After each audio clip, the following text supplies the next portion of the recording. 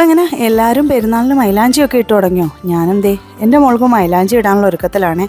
കുറച്ച് സന്ധ്യ ആയപ്പോഴത്തേക്കിനും പുള്ളിക്കാരി ഒരു മെഹന്തി എടുത്തുകൊണ്ട് തന്നിട്ട് പറഞ്ഞു, ഉമ്മി എനിക്ക് മൈലാഞ്ചി ഇട്ടതാ 2 കൈ നിറയെ വേണം. അവളുടെ വാശി എപ്പോഴും അതാണ്, അവൾക്ക് നിറയെ വേണം മെഹന്തി, ഇങ്ങനെ ഒരു സ്പേസ് പോലും വിടാൻ പാടില്ല. അപ്പോൾ ഞാൻ അവിടെ ഇവിടെയൊക്കെ ചെറിയ കുത്തും കുനുപ്പൊക്കെ ഇട്ട് അങ്ങോട്ട് ഫില്ല് ചെയ്ത് കൊടുക്കുവേ. കൊച്ചിലെയാണെങ്കിൽ എനിക്ക് എൻ്റെ അമ്മ ആയിരുന്നു മൈലാഞ്ചി ഇട്ട് തന്നിരുന്നത്.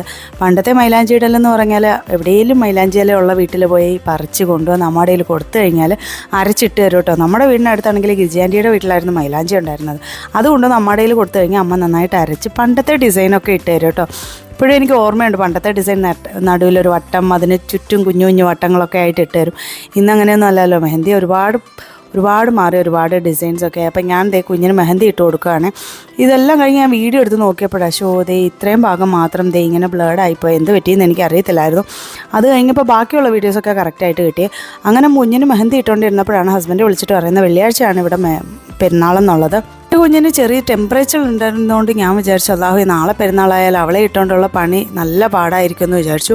അൽഹംദുലില്ലാ അള്ളാഹു മനസ്സിൽ വിചാരിച്ച പോലെ തന്നെ പെരുന്നാൾ ഒരു ദിവസം കൂടി എനിക്ക് നീട്ടി തന്നിട്ടുണ്ട് കേട്ടോ.